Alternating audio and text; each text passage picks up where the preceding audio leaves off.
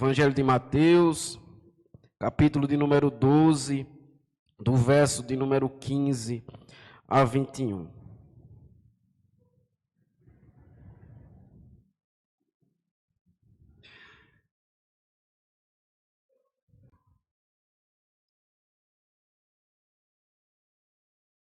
Assim diz o Senhor em sua palavra. Mas Jesus, sabendo disto, afastou-se dali. Muitos o seguiram e a todos ele curou, advertindo-lhes, porém, que o não expusessem à publicidade, para se cumprir o que foi dito por intermédio do profeta Isaías. Eis aqui o meu servo que escolhi, o meu amado, em quem a minha alma se compraz. Farei repousar sobre ele o meu espírito, e ele anunciará juízo aos gentios. Não contenderá, nem gritará, nem alguém ouvirá nas praças a sua voz. Não esmagará a cana quebrada, nem apagará a torcida que fumega, até que faça vencedor o juízo. E no seu nome esperarão os gentios. Amém. Palavra do Senhor. Vamos orar mais uma vez. Pai, graças te damos, Senhor, porque nos concede a oportunidade de estarmos aqui para ouvirmos a tua voz. Ó Senhor, continua a falar conosco, por meio do teu Filho amado, Jesus Cristo, a quem oramos. Amém. Mas hoje nós vivemos na época da publicidade, através das mídias sociais. Se você quiser promover um produto, um serviço, um perfil pessoal, ou até um conteúdo cristão, a gente pode fazer isso através do Instagram, através do YouTube, através do Facebook, através do WhatsApp. E são ferramentas que nos ajudam, inclusive, a nós propagarmos o Evangelho.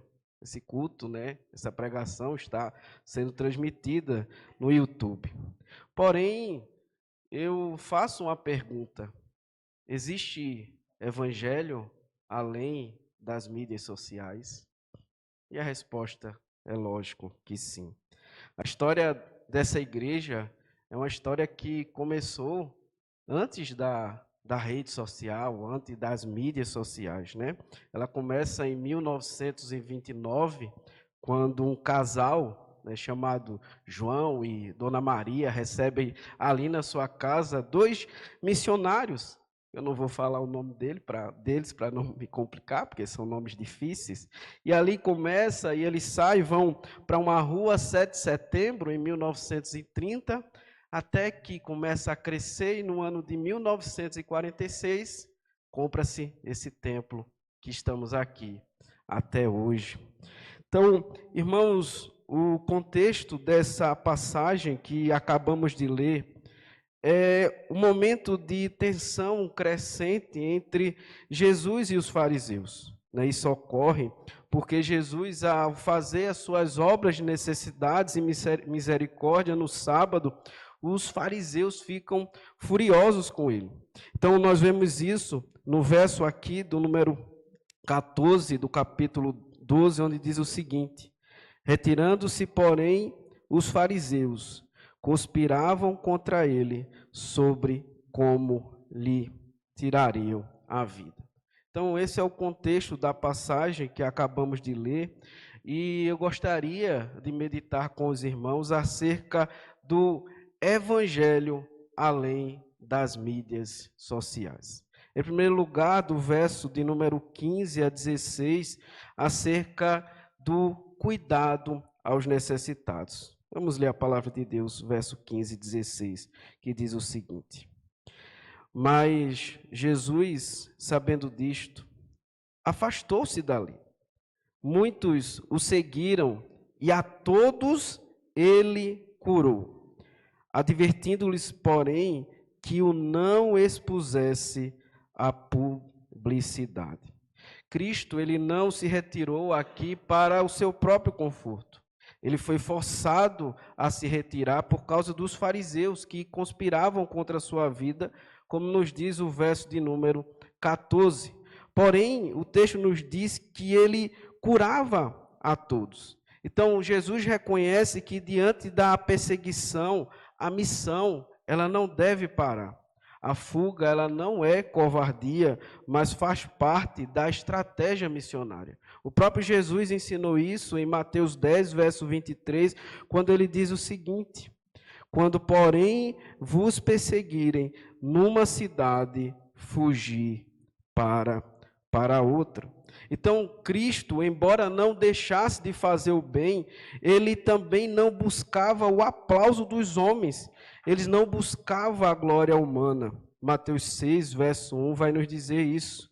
Guardai-vos de exercer a vossa justiça diante dos homens, com o fim de serdes visto por eles. É isso que ele adverte aqui no verso 16. Porém, o que não expusesse a publicidade.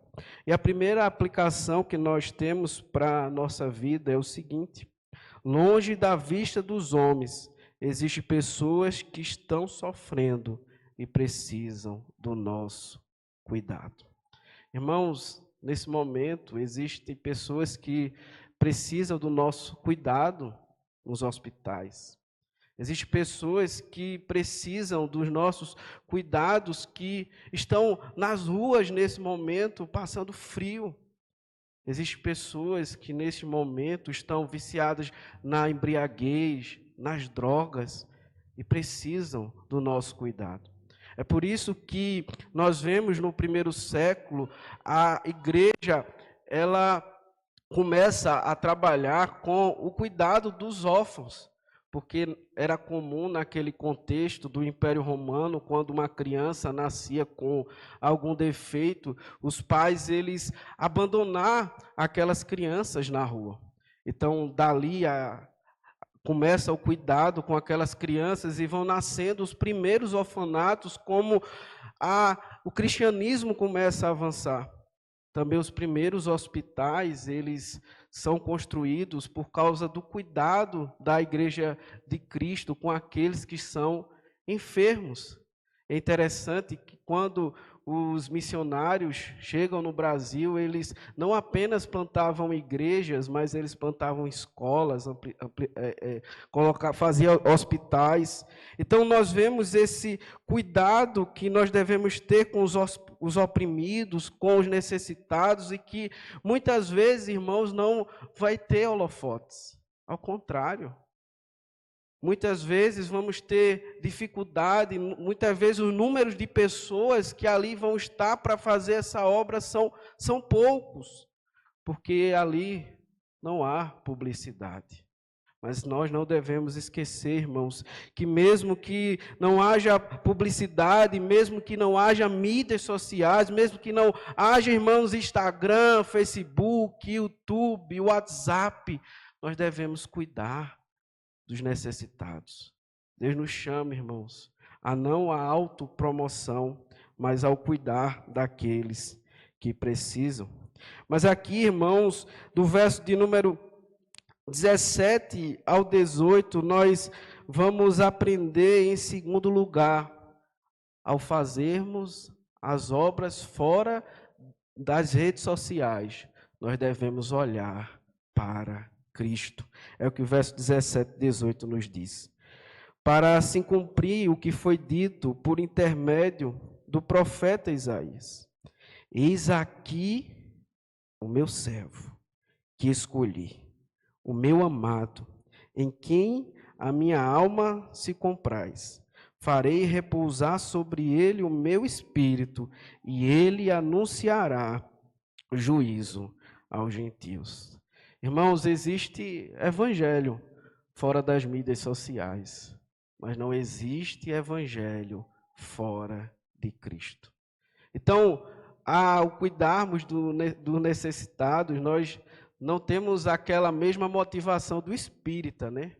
Por que os espíritas fazem o bem? Porque eles acham que vão, quando morrer, vão ter uma reencarnação e vão ser pessoas melhores. Nós também não temos aquela motivação política. Ao ajudar o bem, nós vamos ganhar o quê? Um voto. Porém, irmãos, cuidarmos do necessitado, nós devemos saber que nós fazemos por causa de Cristo. Veja que o verso diz o seguinte: Ele é o servo de Deus, Ele é o escolhido de Deus, Ele é o amado de Deus. Mateus aqui está citando uma passagem de Isaías, capítulo 42, do verso 1 a 4. Ele está dizendo, olha, aquele servo que Isaías profetizou, é esse aqui, Jesus Cristo, é esse mesmo aqui, a qual nós estamos vendo. Então, irmãos, nós devemos fazer a obra do Senhor, além das mídias sociais, não por causa dos homens, não por causa da motivação errada, mas unicamente por olhar por Cristo. Ele é o servo do Senhor, Ele é o escolhido do Senhor, Ele é o amado do Senhor, em quem a sua alma se compraz. Irmãos, se Cristo é o amado do Senhor, Ele deve ser o amado da nossa alma. Se Ele é o escolhido do Senhor, se Ele é o servo do Senhor, Ele deve ser, irmãos, a nossa maior motivação. Eu digo isso, irmãos, porque diante do cuidado que podemos ter com os oprimidos, com os necessitados, com aqueles que sofrem, se não olharmos para Cristo e esperar nele a nossa total motivação, a gente pode até começar, mas nós não vamos perseverar. É por isso que nós vemos, diante das lutas que os irmãos do passado sofreram, diante da perseguição, eles permaneciam firmes, porque o olhar deles estava em quem?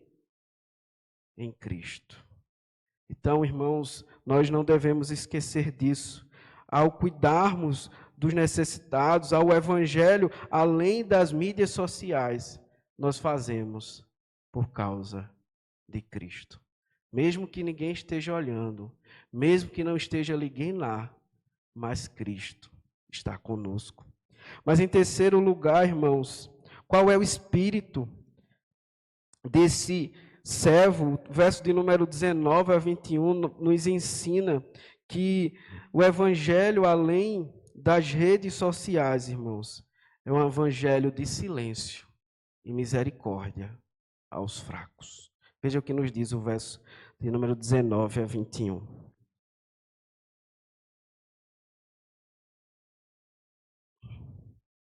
Esse servo não contenderá, nem gritará, nem alguém ouvirá nas praças a sua voz. Não esmagará a cana quebrada, nem apagará a torcida que fumega, até que faça vencedor o juízo, e no seu nome esperarão os gentios.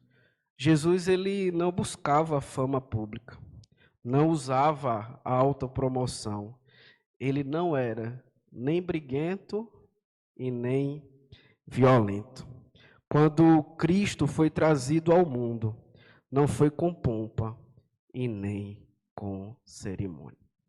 É interessante, ao analisarmos essa passagem, nós devemos fazer um contraste aqui entre Cristo e os fariseus.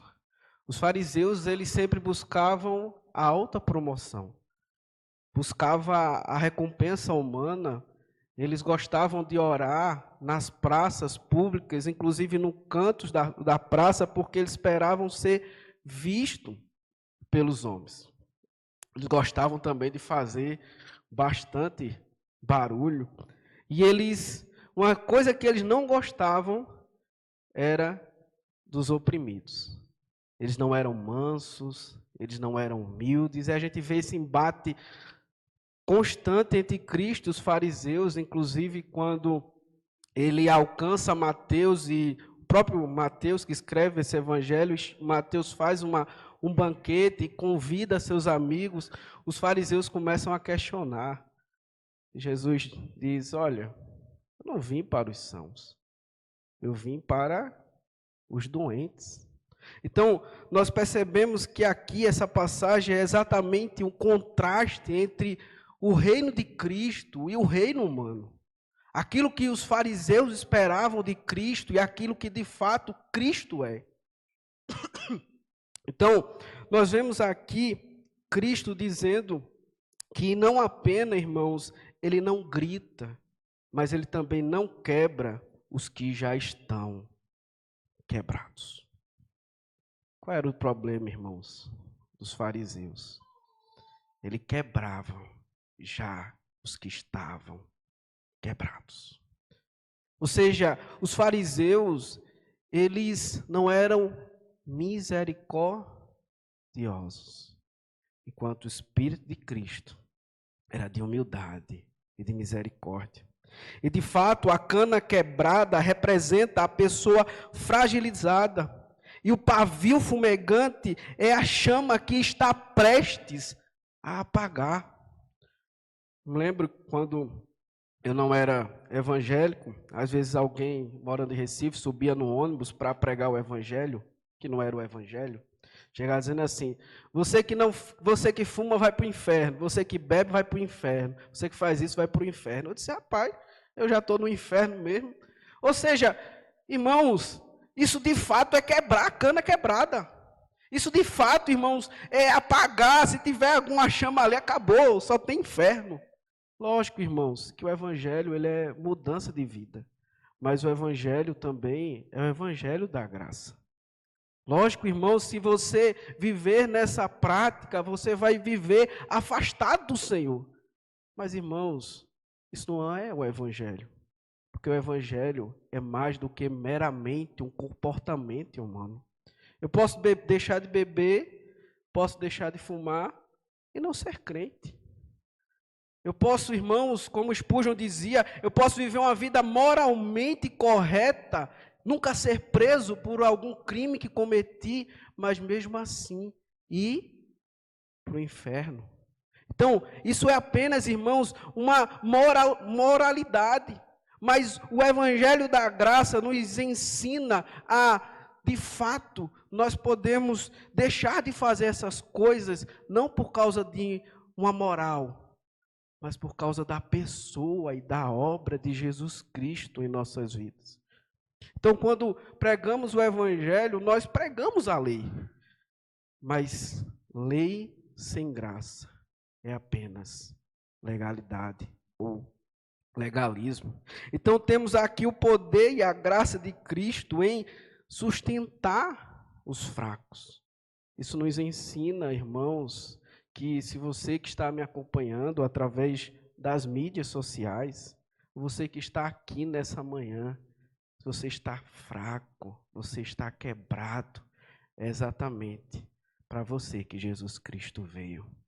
Porque Jesus Cristo, irmãos, ele olha para aquele que é contrito e quebrantado de espírito. Não para aqueles que são autossuficientes, para aqueles que acham que são alguma coisa. O Evangelho de Cristo, irmãos, é para os quebrantados, para aqueles que são fracos, aqueles que sabem e buscam uma mudança de vida através do Redentor, que é Jesus Cristo. Mas no verso 21 ele diz assim: e no seu nome esperarão os gentios. Exatamente isso, irmãos. A salvação, aqui ele está dizendo, a salvação, como os fariseus acreditavam, pensando, não, a salvação é apenas para os judeus. Não, irmãos, a salvação é para todos.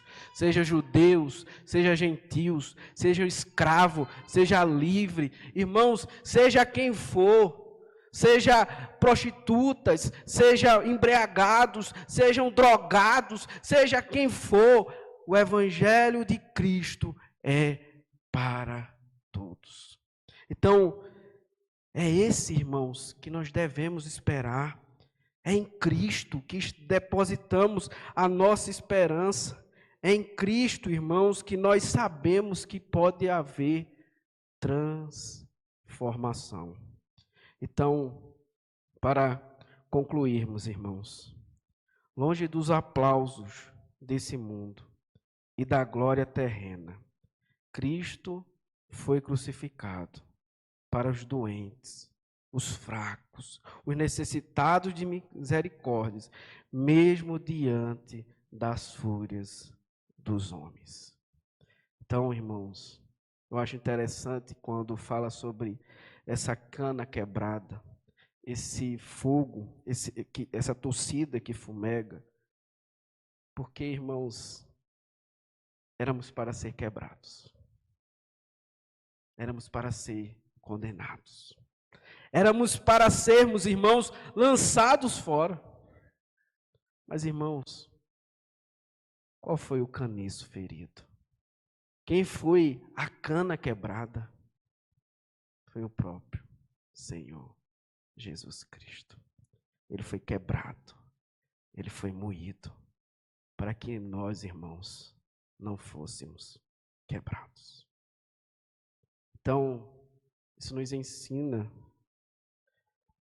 a nós, irmãos, que ainda não conhecemos a Cristo, a nós ainda que não entregamos a nossa vida ao Senhor. Irmãos, se você está aqui nessa manhã e ainda não foi quebrado pelo Senhor, um dia Ele vai lhe quebrar. Porque fora de Cristo, irmãos, o que nos resta é apenas o juízo de Deus. É apenas a ira eterna, a condenação eterna. Então, irmãos, se Ele quebrou o seu próprio filho na cruz do Calvário, o que é que você acha? Porque você acha que Ele não irá lhe quebrar.